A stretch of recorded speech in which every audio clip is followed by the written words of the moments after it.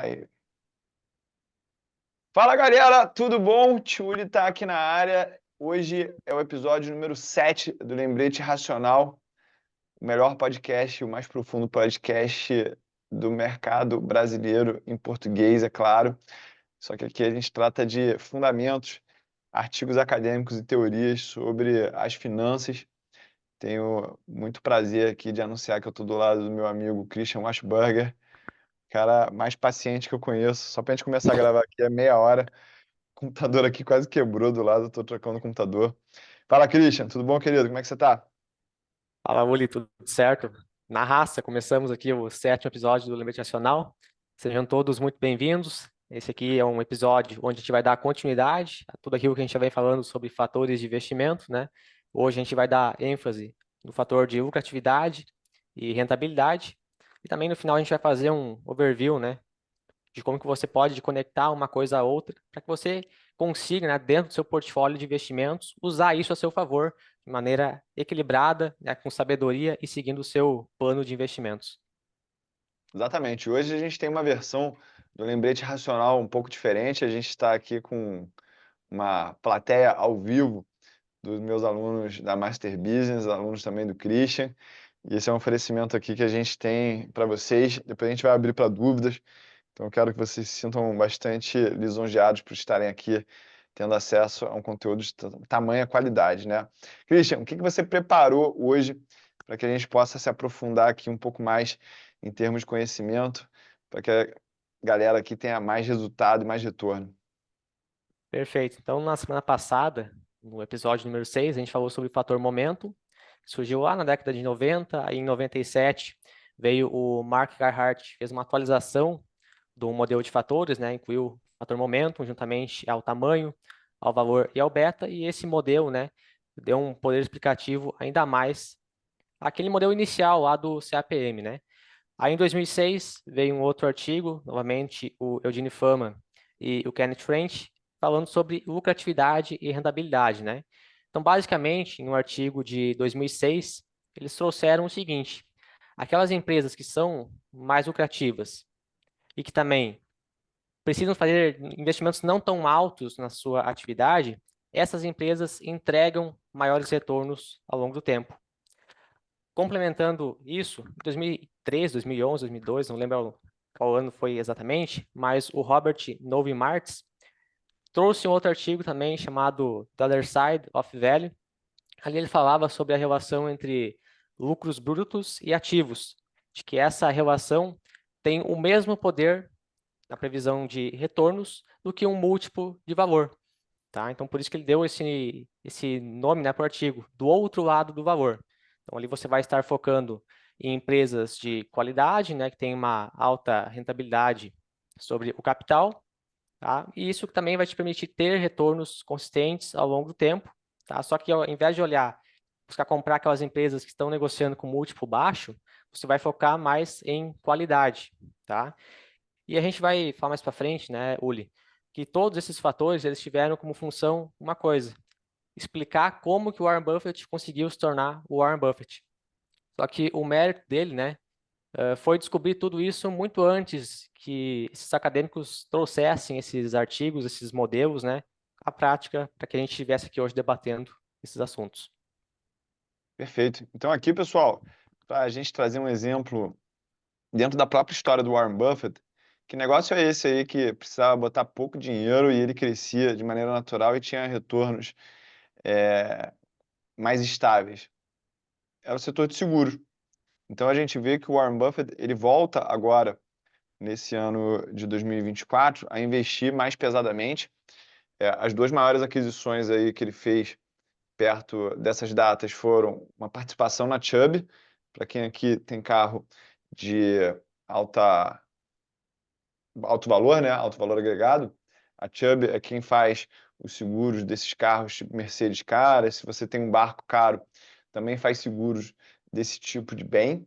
E ele também já tinha comprado a Allerhane, não sei se é assim que fala, né? Allergane.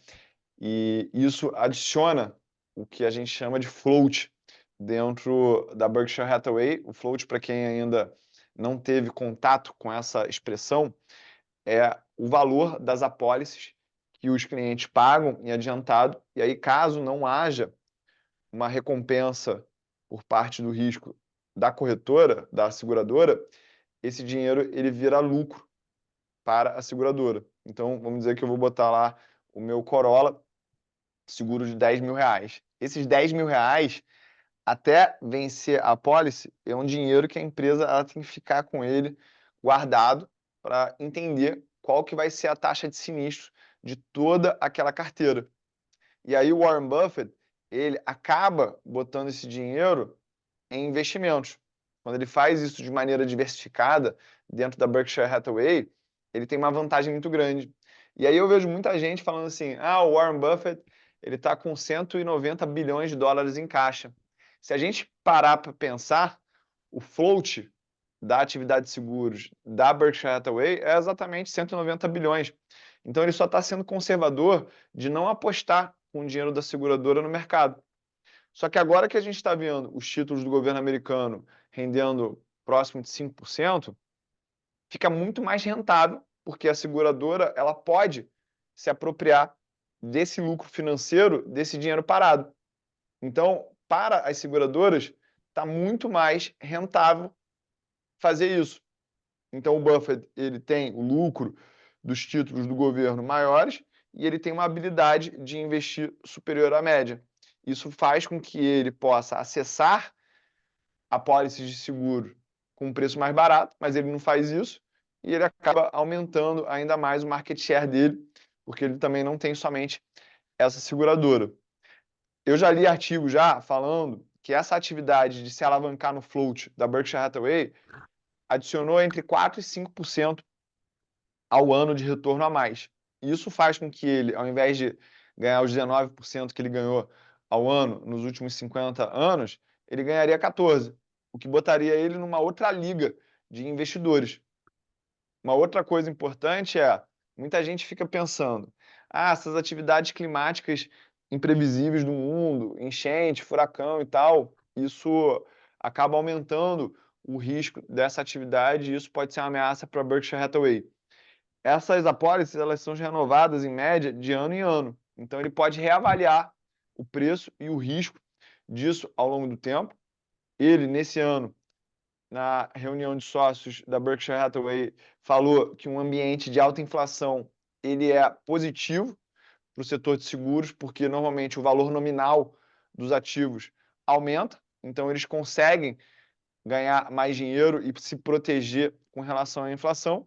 Então, se a gente junta essa capacidade de assumir alguns riscos, capacidade de crescer em ambientes inflacionários, que é um hedge, e também a habilidade de remunerar esse capital do float, a atividade de seguros ela se torna uma atividade com bastante previsibilidade e lucratividade, uma rentabilidade do capital acima da média, e isso se encaixa perfeitamente no que o Christian acabou de falar sobre a teoria, né, Cris? Exatamente isso que você falou agora, está descrito lá naquele artigo, Buffett's Alpha, que é da Equior, acho que é. Então, lá naqueles artigos, eles fazem uma regressão, né, dos retornos do Buffett e eles conseguem lá mostrar, né, que os retornos dele são referentes a fator valor, ele aposta contra o beta, empresas de baixa volatilidade, empresas seguras, empresas de qualidade e empresas que têm um histórico robusto de lucratividade. Casado a isso, né, o uso de uma alavancagem barata, através das apólices de seguro, né? Uhum, Quando a gente fala de fatores, né, a gente está sempre falando de riscos. Ah, fator valor. As empresas de valor, elas vendem mais, por quê? Porque elas são mais arriscadas. Quando a gente está falando de fator lucratividade, fator rentabilidade, né, que são coisas parecidas, mas não são exatamente a mesma coisa, né, é contra-intuitivo a gente falar que investir em empresas mais rentáveis e mais lucrativas é mais arriscado. Tá? Mas existem dentro da Academia de Finanças, né, algumas explicações do porquê essas empresas elas rendem mais.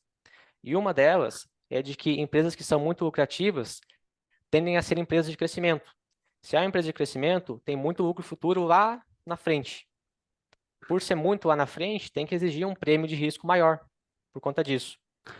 Também empresas que têm margens de lucro altas, elas correm o risco, né, de entrar um concorrente ali e reduzir as margens desse mercado. Então, é mais um risco que você está assumindo ao comprar esse tipo de empresa, né?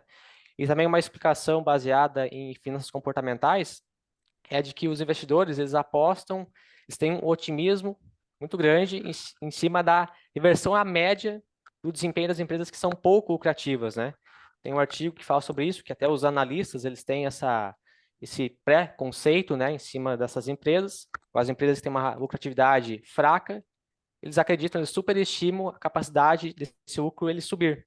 Já aquelas empresas que estão lucrando muito, né, tem aquele pensamento, nenhuma árvore cresce até o céu, isso vai regredir a média. Só que muitas vezes acontece um momentum ali também, né? O que está indo muito bem, continua indo muito bem, muito além do que se imaginava anteriormente, né? Correto. Então, galera, uma coisa que a gente tem que ter uma visão clara aqui sobre qualidade e o que eles chamam também de junk é o seguinte: tudo isso tem preço no mercado. Então, a gente tem que correlacionar sentimento de mercado com o preço das coisas. É claro que a gente vai ver em algum momento as empresas de qualidade baratas, assim como a gente vai ver em outros momentos as empresas de qualidade mais caras. Então, aqui o Brasil, ele é um mercado de high yield. E a gente vê que os mercados de high yield, eles, ao longo do tempo, acabam entregando um retorno maior do que as empresas de baixo yield. Só que isso também tem variações ao longo do tempo. A gente precisa entender qual que é o jogo que a gente vai jogar de maneira sistemática. Isso aqui já é uma dica que eu dou para vocês que são meus alunos. Por quê? Ficar adivinhando o que está caro, o que está barato, te deixa perdido e sem convicção no mercado. Então, desde a crise de 2008, a gente vê que houve um descolamento do mercado americano em relação ao mercado mundial inteiro, e eu acredito que isso tem muito a ver com a independência energética dos Estados Unidos. Tanto que a política externa americana mudou muito depois que eles desenvolveram lá o shale gas. E isso fez com que os riscos dos Estados Unidos diminuíssem e todo esse movimento de onshore que a gente está vendo hoje e de desglobalização no mundo tem a ver com os Estados Unidos ligando menos para o que os outros países estão fazendo. E aí tem muita gente, eu conheço gente inteligente mesmo, que está falando o seguinte: não, o IVVB11 está caro, os Estados Unidos está caro e eu vou comprar Brasil, que o Brasil está barato. E aí essas operações onde você fica short em Estados Unidos e long em empresas de high yield, elas estão dando um prejuízo que daqui a pouco a pessoa não consegue mais aguentar em termos de margem de garantia. E aí quando ela joga a toalha, é exatamente quando a gente vê que está perto do mercado ele retornar à média. Então é por isso que a gente tem que ser muito claro no que a gente está fazendo no mercado, diminuir sempre as exposições nas posições, porque não é estar certo ou errado que vai acabar com a tua carreira de investimentos, e sim estar no tamanho errado numa posição. Aqui a gente tem um artigo que eu pessoalmente gosto muito,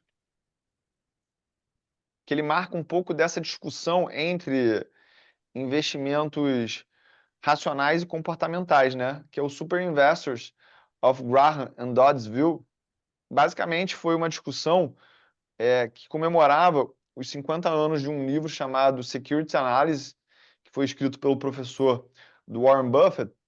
E aí, de um lado, a gente tinha o Michael Jensen, que era um professor de Harvard, que defendia a visão racional dos investimentos, e do outro lado tem o Warren Buffett falando, olha, essa história aí de risco ser desvio padrão, do beta, isso aí eu acho que é furada, porque todos os alunos do professor Benjamin Graham estão muito ricos.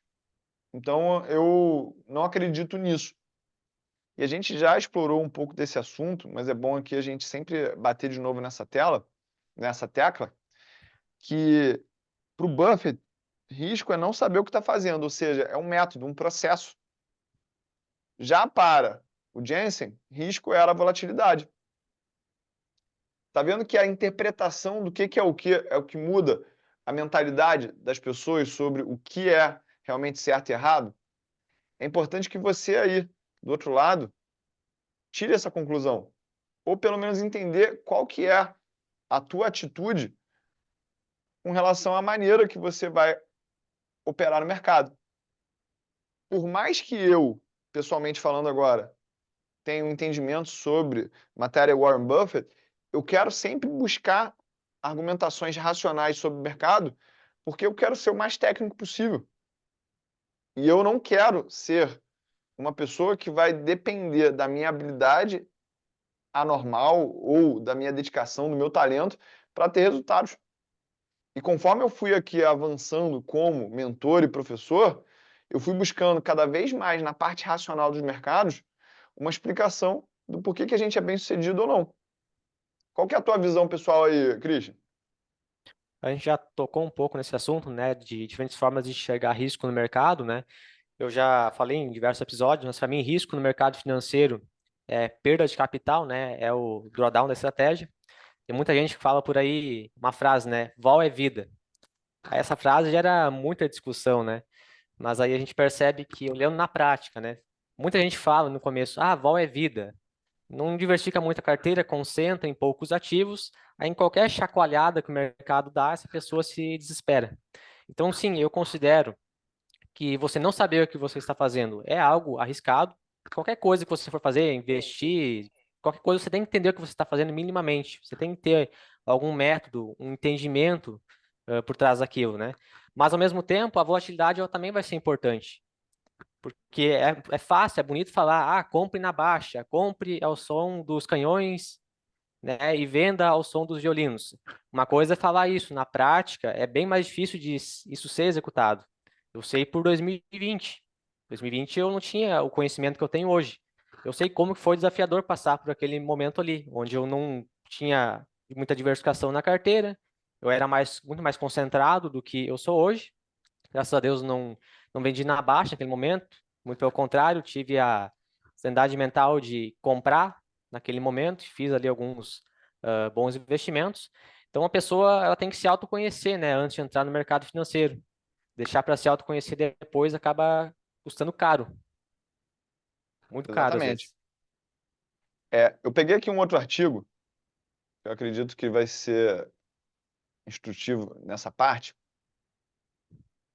que é um artigo também do Cliff Asness, do Andrea Frazzini. Eu sou muito fã desses dois caras aqui, de 2018, né? Então esse artigo ele fala de qualidade menos junk.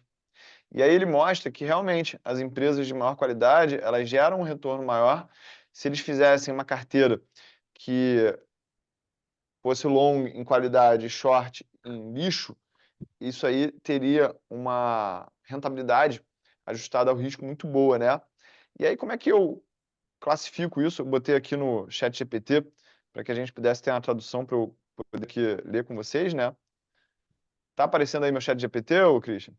Tá Os sim. investidores estão dispostos a pagar mais por ações de empresas que são lucrativas, têm potencial de crescimento e são seguras, mesmo que essa diferença de preço não seja enorme. Ações de alta qualidade tendem a oferecer retornos melhores ajustados ao risco. O modelo de investimentos que compra ações de alta qualidade e vende as de baixa qualidade tem sido lucrativo em muitos países. O preço da qualidade é ao longo do tempo e, quando está baixo, pode indicar que as ações de alta qualidade estão subvalorizadas e podem oferecer bons retornos futuros. Analistas muitas vezes cometem erros ao estimar os retornos e lucros relacionados à qualidade das empresas. Então, a gente vê um extremo dos dois lados, né? Qual que eu vejo que é a atividade que o investidor ele tem que ter para realmente ter lucros anormais? É o que eu vejo o Warren Buffett fazer. Ele esperava a volatilidade do mercado como um todo jogar as empresas de qualidade para baixo, e quando ele tinha que aportar de maneira mais concentrada, ele aportava nas empresas de qualidade, mas quando o prêmio de risco do mercado estava muito alto. Então é como se eu esperasse uma crise para comprar as empresas de alto ROIC. Na prática é isso. E aí, como eu tenho um longo histórico de lucratividade, um longo histórico de rentabilidade, eu posso concentrar mais nessas empresas. Mas eu vou dar aqui uma experiência pessoal para vocês. Quem aqui conhece a empresa Saraiva, que foi a falência, ela já foi uma empresa de alta qualidade. Eu era do mercado quando ela tinha um ROIC acima de 30%. E essa empresa gerou prejuízos de mais de 99%. Então você tem que tomar muito cuidado com essa história de concentrar, porque tem um cara chamado Rick Guerin, que era o Buffett o Charlie Munger e o Rick Gehring. Por que que ninguém sabe quem é o Rick Gehring? Porque ele quebrou no meio do caminho. Então, toma cuidado. O Charlie Munger mesmo, na história dele, como investidor, teve 2 anos onde ele caiu 31%, e isso dá um retorno acumulado de menos 50%. E tem gente que não está disposto a ter esse tipo de revés na carteira. E eu já falei com vários de vocês aqui na nossa entrevista individual. Eu não quero que vocês tenham esse nível de retorno na carteira de vocês. Até porque se cair 50% tem que subir 100%, né? É muito mais difícil recuperar. Então, Exato. um dos grandes riscos é justamente ter uma grande perda de capital, uma grande queda na carteira, né? Isso a gente consegue minimizar através da diversificação. Não concentrar em poucos papéis, também ter uma diversificação entre classes e entre fatores de investimento também, né? Operar o momento através das tendências já vai te dar uma proteção enorme, né? Principalmente se operar na queda também, porque você consegue monetizar tanto na alta quanto na baixa. Uhum, exatamente. Quer mostrar a planilha para eles aí, ô Cris? Sim. Deixa eu compartilhar ela aqui. Só me confirma se vai aparecer aí. Tá aparecendo. Beleza. Então, pessoal, eu fiz 2 estudos aqui, tá? Inicialmente, nessa planilha, a gente tem uma carteira formada por ações de alto ROIC. Fiz esse estudo aqui nos últimos 10 anos, tá? Então, se tivesse todos os anos comprado as 20 empresas de maior ROIC, eu peguei aqui ROIC dos últimos 5 anos e depois fiz uma média dos últimos 3. E classifiquei isso em ordem decrescente, né? Então, eu teria comprado as 20 ações de maior ROIC, tá? E eu também comparei o resultado de quem comprou as 20 ações de menor ROIC, tá? E qual foi o resultado em 10 anos? Quem começou com 100 mil reais na carteira de alto ROIC, transformou esses 100 mil reais em 293 mil reais. Então, um retorno anual composto aí de 11%, 11,38%. Já na carteira de baixo ROIC, 100 mil reais se transformaram em 266 mil reais. Ou seja, a carteira de alto ROIC superou, mas não com uma vantagem tão grande, tá? E em diversos backtests que eu fiz também nos últimos 10 anos, o fator rentabilidade não performou tão bem aqui no Brasil. Não performou tão bem, tá? Então a gente teve aqui essa diferença que não é significante, né, de rentabilidade. Mas o que que eu fiz também? Eu peguei a mediana do valor de mercado de todas as empresas que entraram na carteira, tanto na carteira de alto ROIC, assim como na carteira de baixo ROIC. Tá? E o que que a gente percebe? Então, a gente tem aqui a mediana do valor de mercado de todos os anos. Então, por exemplo, aqui, carteira de alto ROIC 2024. A mediana do valor de mercado foi 5,7 bilhões de reais. Por que que eu não peguei a média aqui? Porque pode entrar ali Petrobras e Vale, aí vai distorcer totalmente. Então, muitas vezes é melhor usar a mediana do que usar a média. Quando você está fazendo uma análise, principalmente no mercado financeiro, que a gente tem outliers, muitas vezes. Então, todos os anos aqui, a carteira de alto ROIC, o valor de mercado das empresas que entraram, a mediana foi maior do que na carteira de baixo ROIC. Isso eu estava pensando, né? Está relacionado com isso aqui, ó. A correlação histórica entre o fator rentabilidade e qualidade com o fator tamanho, ela é inversa, historicamente. E a gente pode perceber isso aqui, mas mesmo assim na carteira de alto ROIC, vocês podem perceber que a mediana não foi alta. O ano com maior valor foi aqui, ó, em 2023, 40 bilhões. Os demais anos não foi algo muito relevante, né? Mas ainda maior do que a carteira de baixo ROIC. Então, isso aqui nos mostra que as empresas que têm um valor de mercado maior, elas tendem a ter também uma maior qualidade, né? O ROIC médio dessas empresas foi maior aqui nessa amostra, nessa janela que a gente fez o estudo, tá? Aqui o que que a gente tem na outra planilha? Eu peguei empresas que têm lucro por ação em todos os últimos 10 anos, tá? Que a gente tem valor de mercado, então lucro por ação nos últimos 10 anos. Peguei aqui o fechamento também de 5 de junho. Aí eu calculei, né? Qual que é o múltiplo de preço sobre lucro médio dos últimos 3 anos, tá? E aí a gente pode, né, classificar isso em ordem crescente, do menor para o maior. Então a gente percebe que dentro desse universo de empresas lucrativas, com amplo histórico de lucratividade, a Eucatet é hoje a empresa negociando com o menor múltiplo, 3,4 vezes lucro, seguido pela Ferbasa, Neoenergia, Banco do Brasil, Coelce. Muitas dessas empresas vêm aparecendo nas carteiras recomendadas. Tá? Muitas delas vêm aparecendo nas carteiras recomendadas. E o Catetos e Ferbasa são empresas que eu considero bem baratas, bem descontadas, realmente, tá? Assim como na energia, Banco do Brasil também tem um desconto relevante na minha visão. Aqui a gente já está conectando um fator a outro. A gente já tem aqui um histórico grande de resultados, então aqui a gente está falando de empresas de qualidade. A gente não está falando de qualquer empresa. A gente está falando de empresas que têm uma resiliência nos resultados. E a gente está casando isso ao fator valor, olhando aqui um múltiplo de preço sobre lucro. Historicamente, o fator lucratividade, ele é um fator que tem baixa rotatividade, tá? Baixa rotatividade. No episódio da semana passada, a gente falou do fator momento e uma desvantagem do fator momento é que ele tem uma rotatividade alta. E isso implica em custos maiores, né? Então, um insight é você juntar o fator momento e o fator lucratividade. A gente está juntando um fator que tem baixa rotatividade com outro fator que tem uma rotatividade mais alta, tá? E é o que a gente faz, né, nas carteiras do Invest Club, da Black, né, onde você tem o histórico de lucratividade, momento e casa isso também com o fator valor, tá? Então, se a gente pegar aqui as 10 empresas, né, com menor índice de preço sobre lucro, ó, o Bradesco apareceu ali na 11ª posição, mas se eu pegar a média aqui as 10 ações mais bem ranqueadas, né, a gente tem essas empresas negociando a 5,2 vezes o lucro, tá? Aqui do lado eu trouxe a informação do beta, então também trouxe aqui o beta médio, aliás, o beta de todas as empresas, depois eu calculei o beta médio. Então, o beta dessas 50 empresas que ficaram na planilha ficou em 0,97. Eu até achava que ficaria um pouco menor, mas ficou próximo a 1, né? Eu acreditava que ficaria em torno de 0,9, 0,85. Aqui a gente também tem o preço sobre o lucro médio de todas essas empresas, então ficou em 13,75. A gente pode descer a planilha para olhar as empresas com maior relação, né? Então, o BTG, negociando aqui a 42,6 vezes o lucro. A Energisa, a WEG, a Lupar, Sanepar, TOTUS, Taesa, Wilson Sons, Localiza, Dimed, Santander, Multiplan. Então, essas aqui são as 10 empresas com maior PL, né? Nessa amostra que a gente está vendo aqui. Aqui o beta, então beta de 0,97, preço sobre lucro de 13,65. Valor de mercado médio. A média do valor de mercado ficou em 39 bilhões dessas empresas e a mediana em 12 bilhões de reais, tá?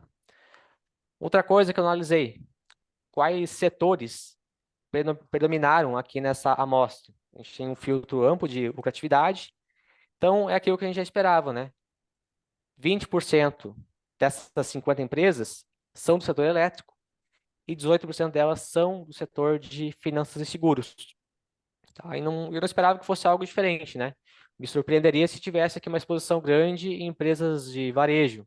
E a gente vê que é só 4%, né? E se a gente for olhar quais são essas empresas de comércio que entraram aqui, nós foram a Lojas Renner e a Dimed, tá? Essas únicas duas empresas que tiveram lucro por ação em todos esses anos aqui, ok? Então, acho que era isso que eu tinha para mostrar aqui, né, nessa planilha. Beleza. Vou mostrar para vocês agora o outro artigo que tangencia isso aí que o Christian estava falando, tá? Então, é um artigo também do André Frazzini com o Lasse Pedersen, chamado Embedded Leverage. O que quer dizer isso? É a alavancagem embutida na estratégia. Então, vou ler aqui o abstract desse artigo, que é o seguinte: muitos instrumentos financeiros, como opções, fundos negociados em bolsas, alavancados. Lá nos Estados Unidos é muito comum a gente ver ETF que está alavancado 2, 3, 4 vezes, tá? Isso significa que eles podem ampliar os retornos, mas também os riscos. Nossa ideia é que essa alavancagem embutida pode reduzir os retornos necessários esperados pelos investidores. E nossas descobertas apoiam isso. Classes de ativos com alavancagem embutida geralmente têm retornos ajustados aos riscos mais baixos. Além disso, quanto maior a alavancagem embutida, menor tende a ser o retorno. Uma estratégia que envolve comprar títulos com baixa alavancagem embutida e vender aqueles com alta alavancagem embutida tem um potencial para gerar retornos anormais significativos. Isso é especialmente verdadeiro para opções de ações de índices. Realizamos testes rigorosos para confirmar as nossas descobertas e discutimos como isso afeta a economia financeira de forma mais ampla. Como é que isso aqui se encaixa exatamente nisso que o Christian falou, gente? Normalmente, as ações elas podem ter uma alavancagem embutida. Por quê? Quando a Petrobras ela está lá com seus, sei lá, 200 bilhões em dívida, quando a Uzi Minas está com seus bilhões em dívida, quando a gente pode ver tanto o mercado de varejo, empresas com muita alavancagem financeira ou pouca alavancagem financeira, a gente consegue ter essa alavancagem embutida dentro da classe. E como a gente viu ali, por exemplo, no varejo, tanto lojas Renner quanto a farmácia Panvel, que é a marca por trás da Dimed, são empresas de varejo com caixa positivo. E aí, como que isso vai impactar um assunto que a gente já falou aqui de outros prismas, né? Quanto maior a alavancagem embutida da ação, maior é o beta. E outra coisa que a gente pode ver aqui é o seguinte: lembra que quando a gente estava falando de beta, há 2 episódios atrás, a gente estava falando que o beta ele pode vir pela geografia. Então, o beta do Brasil é maior do que o beta dos Estados Unidos, porque aqui é uma economia muito mais volátil. A gente pode ir para o setor. Então, bancos e elétricas têm menos alavancagem, o setor de siderurgia e tecnologia tem mais alavancagem. Mas a gente pode ir para dentro da empresa também, que pode ter mais alavancagem para uma estrutura de custos financeiros e custos fixos diferentes de empresas mais asset lights. Então, como é que a gente pode extrapolar essa nossa visão? Tudo que a gente está falando aqui é do ponto de vista racional, onde a gente está medindo o retorno ajustado ao risco. Se a gente parar para pensar o retorno ajustado ao risco do Tesouro IPCA, IPCA mais 6, que está muito famoso hoje em dia, é uma ótima alternativa. E aí, se a gente compara isso com o retorno ajustado ao risco de ações, qual que é a ideia que faz mais sentido? Eu comprar um IMAB 11 e vender um BOVA 11 numa carteira simples. Só que aqui a gente precisa desenvolver a mentalidade de que quanto mais eu conheço dos riscos e dos fatores, mais eu posso navegar entre eles de uma maneira racional, ser mais tático na hora de agir.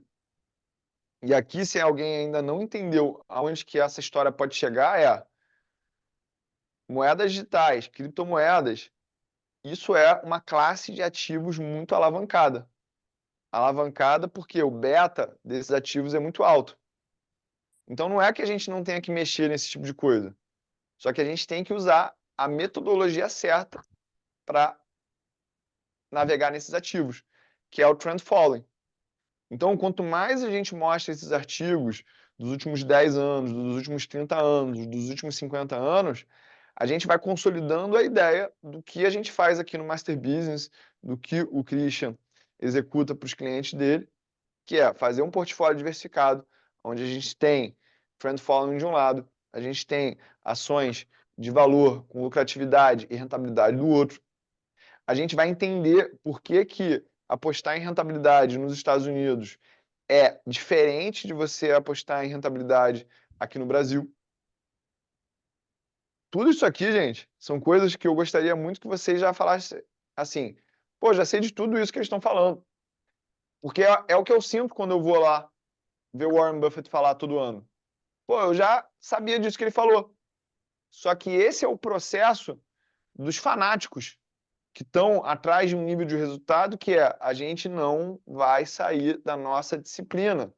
A gente não vai deixar de fazer aquilo que é certo. Então, quanto mais boring for os temas dentro da tua cabeça, mais significa que você já viu esse desenho, que você já sabe o que eu falei. Concorda, Cris? Exatamente, plenamente. Então é sempre bom a gente ressaltar que a gente trabalha com diferentes níveis de diversificação, né? O primeiro nível é a diversificação entre classes de ativos. a gente tem uma diversificação entre fatores e também uma diversificação entre estratégias. Então, tudo isso faz com que a gente tenha um portfólio diversificado, né? Que, consequentemente, se a gente olhar, né, um horizonte de longo prazo, ele vai sofrer muito menos em mercados de baixa e também vai performar bem em mercados de alta. Só que a gente percebe que em mercados de alta, em alguns momentos, não vai subir tanto quanto a média. Aí surge aquele chamado arrependimento pelo erro de rastreamento, né? Tem alguns artigos que falam sobre isso.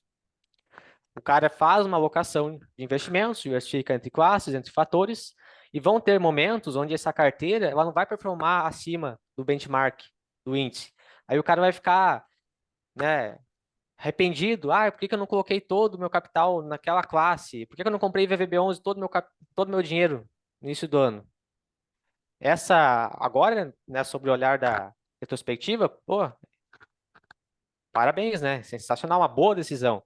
Só que o que a gente faz aqui de forma racional é sempre investir de maneira diversificada. Sempre ter exposição em ações aqui no Brasil, sempre ter renda fixa, sempre ter SP500, ações americanas. Aí dentro de cada classe a gente diversifica também entre os fatores, né? Então dentro do bolso de ações americanas eu posso ter exposição a valor, a crescimento, a momentum, né? Então toda essa diversificação ela vai nos entregar uma maior relação de retorno sobre risco. Perfeito. E aí, pessoal, vou trazer aqui um último artigo hoje, e lembrando que vocês vão receber todos esses artigos aqui, caso vocês queiram se aprofundar por conta própria, nos estudos, que é esse Contrary Investment, Extrapolation and Risk, do Joseph Lakinoshoff, Andrei Scheffler e Robert Vishny. Qual que é a grande sacada desse artigo? Eles mostram que as estratégias de valor, elas são mais rentáveis em termos de retorno do que outras estratégias tidas aí como mais, como é que eu vou usar o nome aqui? Mais inteligentes, né? E aí não é porque essas ações são mais arriscadas no final das contas. E isso é muito mais por uma questão comportamental dos investidores. E aí a conclusão desse artigo é que é muito difícil para um investidor institucional tá todo mundo ganhando dinheiro com a Nvidia e ele falar para os clientes dele que ele não viu a Nvidia como era uma grande oportunidade. Aí o que ele acaba fazendo? Ele compra essas empresas de glamour porque ele quer estar dentro do hype das pessoas que estão fazendo palestras, das pessoas que estão dando explicações, participando de podcast, e ele quer falar assim, cara, eu também tenho Nvidia na carteira. E como a gente viu nos últimos 30 dias, a Nvidia subiu 50%. Então é aquela história, né? A música ela tá tocando, mas uma hora a música ela vai parar e não vai ter cadeira para todo mundo sentar. E como esse cara ele tem um apego emocional a essas posições e ele está muito mais dando satisfação para os clientes dele do que indo atrás de valor, ele acaba se apegando emocionalmente àquela ideia e acaba acreditando que é só uma realização ao longo do tempo. Só que a gente viu na semana passada que o momentum mostra que depois de 3, 4, no quinto ano de uma grande tendência de um momentum, os retornos futuros para os próximos 60 meses dessas ações tendem a ser ainda menores. Ou seja, é uma mistureba de técnica com viés emocional que deixa esse cara perdido. Uma das coisas que mais me impressiona nesses grandes investidores é a quantidade de gente que trabalha em pesquisa e gestão. Quando eu falo aqui com o Christian sobre montar empresa de gestão, legalmente é tanta gente que tem que trabalhar que a gente fica se questionando para que tanta gente tem que trabalhar para fazer algo que não é muito complicado.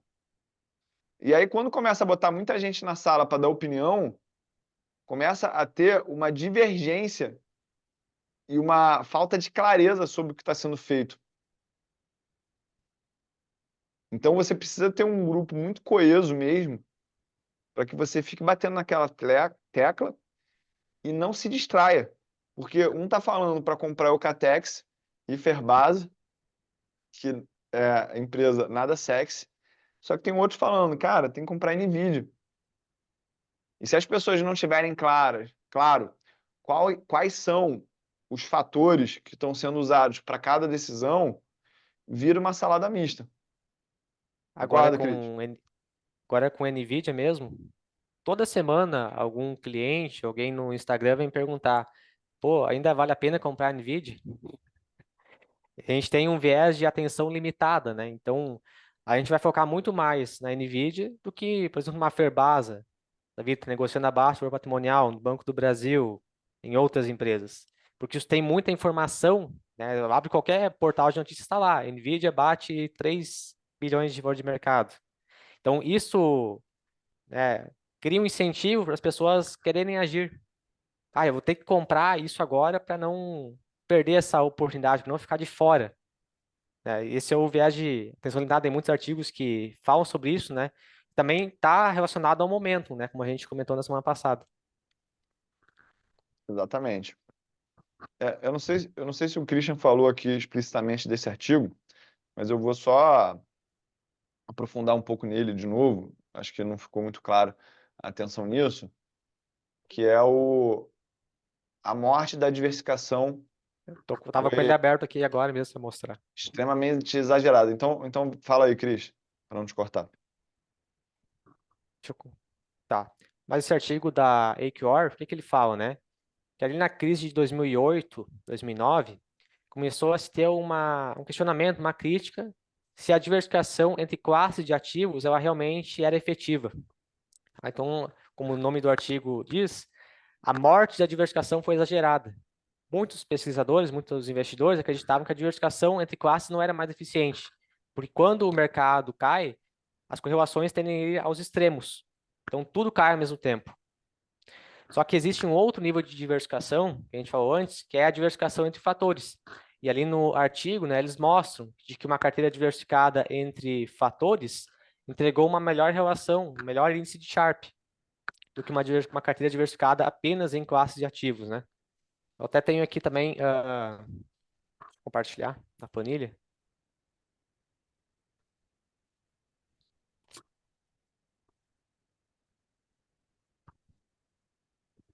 aparecendo, né?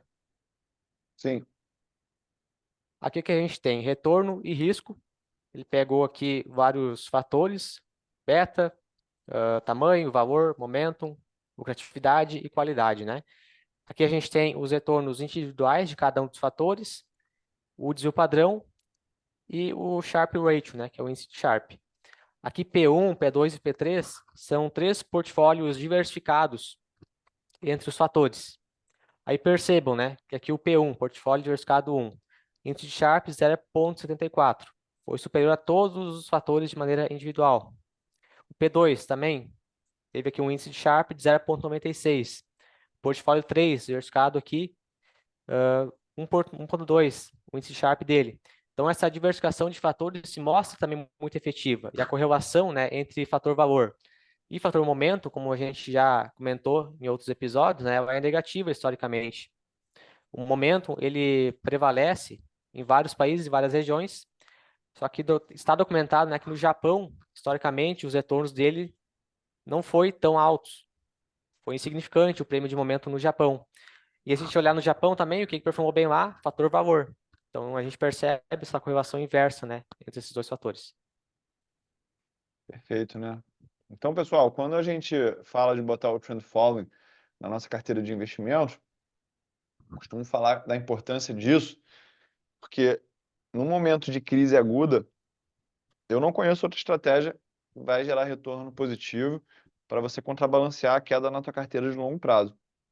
Então, quem ainda aí é um pouco resistente a trend following, eu vejo algumas pessoas que elas estavam fazendo trend following em cripto até um certo ponto. Agora mudou de opinião, que agora está na pilha de ficar no buy and hold, achando que vai para 100, para 200 mil dólares o Bitcoin, por exemplo. Você pode estar até certo, tá? Mas o problema é quebrar o princípio.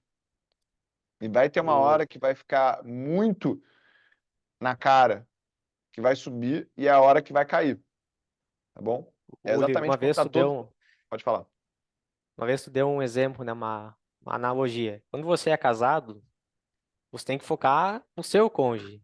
Mas isso não significa que não vão surgir outras oportunidades. Vão surgir outras oportunidades, mas a partir daquele momento você tem um compromisso ali. Você tem que focar nesse compromisso que você tem. Vão surgir outras, tantas outras oportunidades muito atrativas, mas aí você tem que ter a sabedoria, a força, né, para seguir o seu plano. Se aquilo que você estabeleceu, os seus princípios, né? Por exemplo, a Nvidia. Muita gente não comprou a Nvidia lá atrás, ano passado. Ah, por que que a carteira recomendada não tinha Nvidia, né? Mas até você recomendou, né, na máquina de ganhos, lá em 2021, 22. Mas na carteira recomendada não apareceu. E a gente pode ficar se perguntando, por que que não apareceu? Ah, essa estratégia não funciona, então não é boa.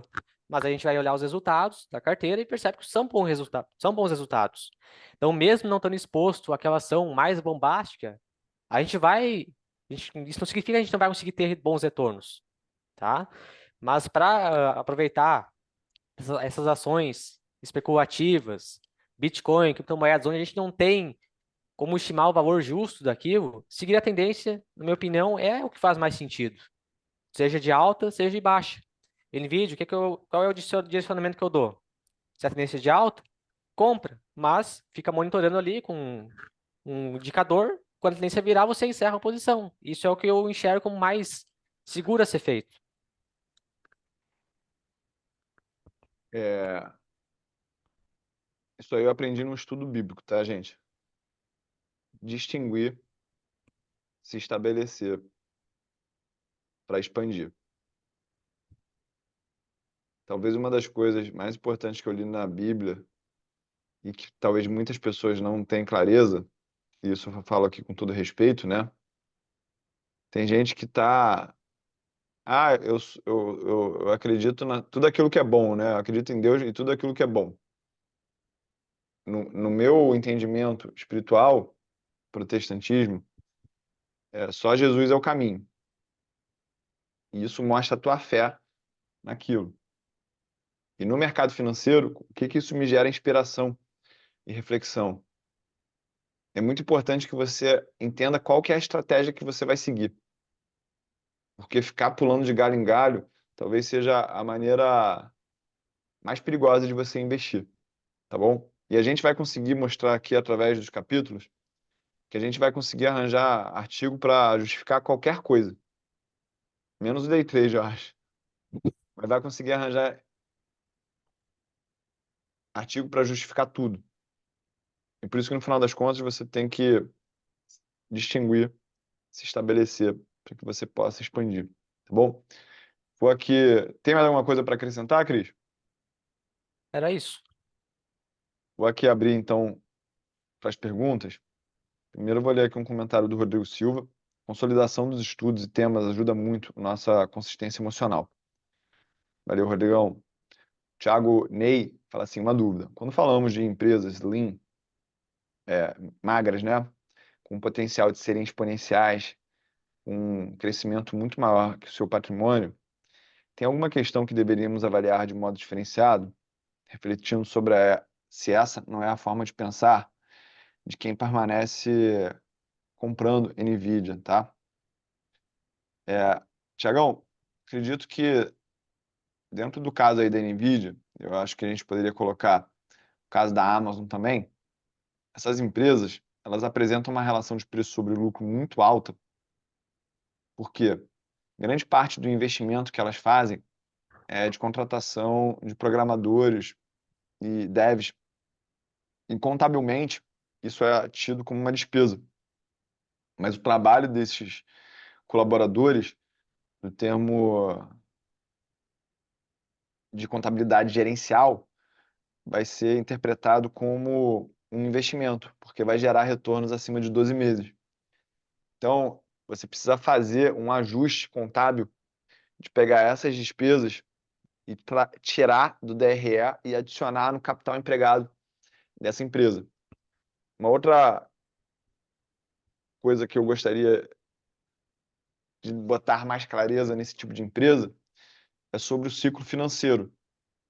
Então, eu não entendo muito de comprar placa de vídeo, né? Mas eu sei que existe um limite de placa de vídeo e provavelmente a NVIDIA deve pegar o pedido para depois fazer a placa dos maiores clientes. Ou seja, ela tem um ciclo financeiro negativo que permite que ela cresça a sua receita e isso bote caixa para que depois ela tenha que fazer investimentos, entendeu?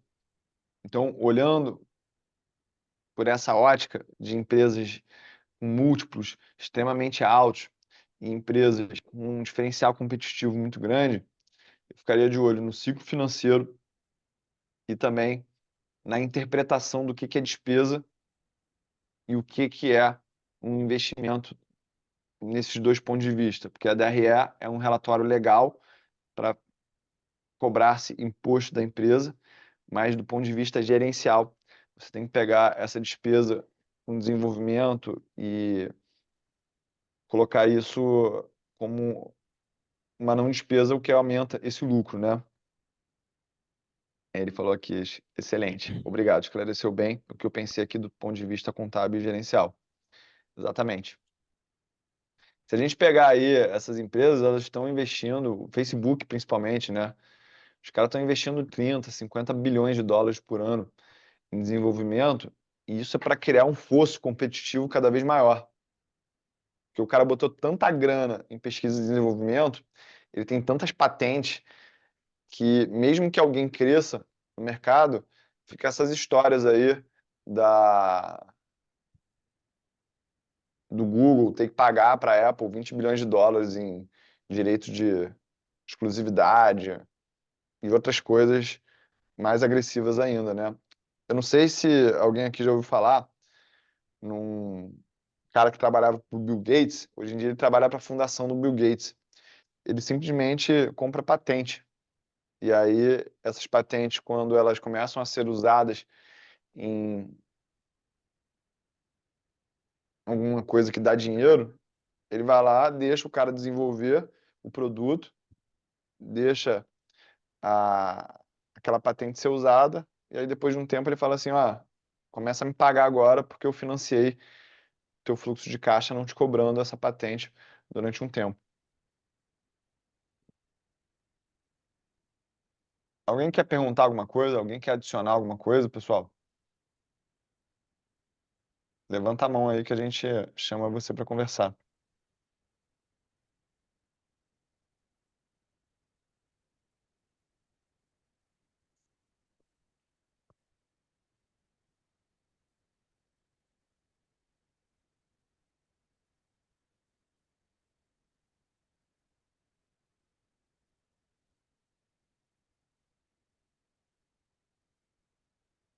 Ninguém?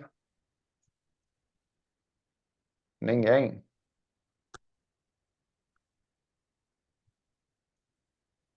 Beleza. Fala, O Rodrigão. Rodrigo. Levanta a mão aí, por favor. Você pode liberar o teu vídeo, Rodrigo?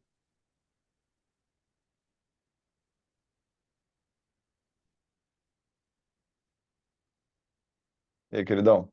Tudo bem? Como é que você tá? Ô, Tir, tudo Fala, bom? Rodrigo. Saudade. Tudo ótimo. E aí, Tir? Beleza? E aí, pessoal? Beleza? Eu só queria acrescentar a parte do autoconhecimento, que eu concordo com o Christian, só que também é importante a gente tomar muita porrada no mercado e na vida, não só no mercado. Porque a gente toma porrada, aí à medida que a gente vai tomando a porrada, no mercado é perder dinheiro, né?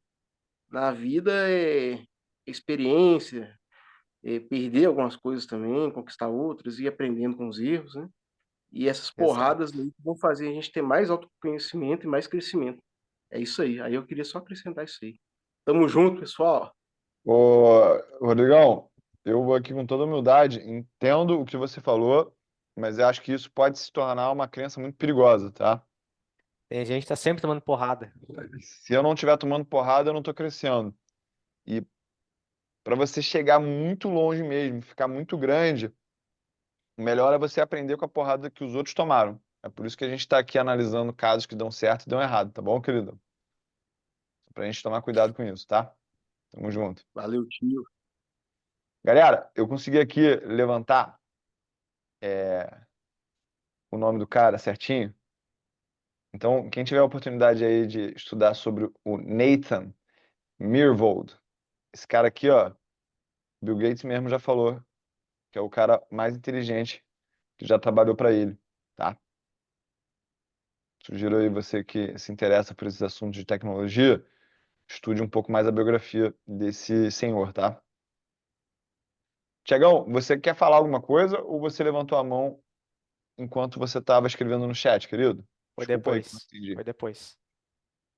Então libera aí a tua câmera, por favor.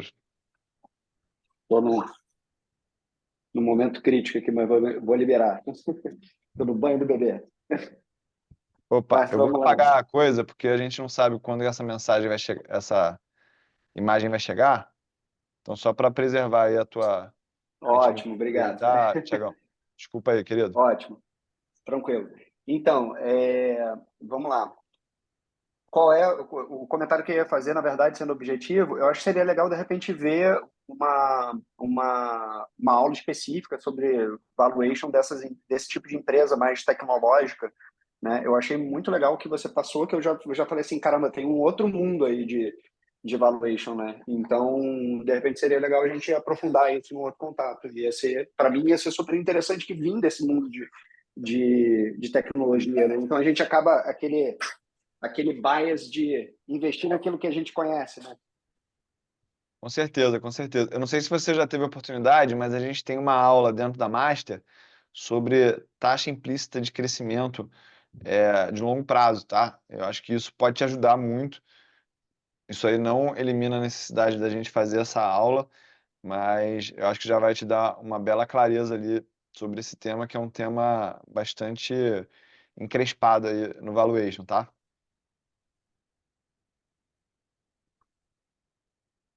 Tamo junto. Tiagão, essa tua imagem aí dando banho no teu filho, isso aí é tipo comercial de shampoo da Johnson, irmão. Adorei, muito bom, né? Queridos, alguma dúvida a mais? Alguém quer fazer algum comentário?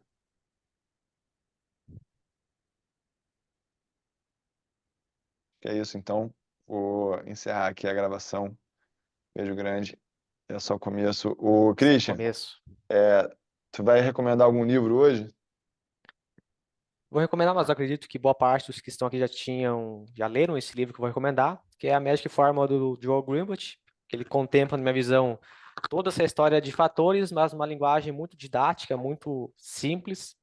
E o que ele faz vai juntar fator rentabilidade com fator valor.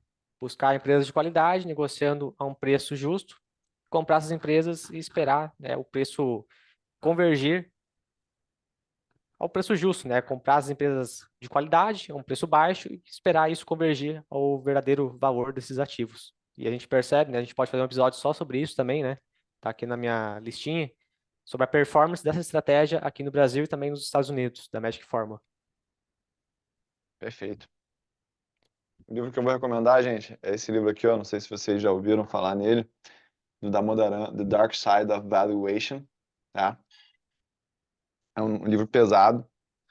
Esse aqui dá para você se proteger no ponto de ônibus, qualquer coisa. Mas ele vai falar muito sobre valuation de empresas de commodities, de empresas cíclicas e empresas de tecnologia, tá bom, Tiagão? Isso aqui é uma leitura muito boa. O Rodrigão falou que já leu aí, né? E é isso. Pessoal, a gente fica por aqui. Um beijo grande. É só começo. Deu blei blei.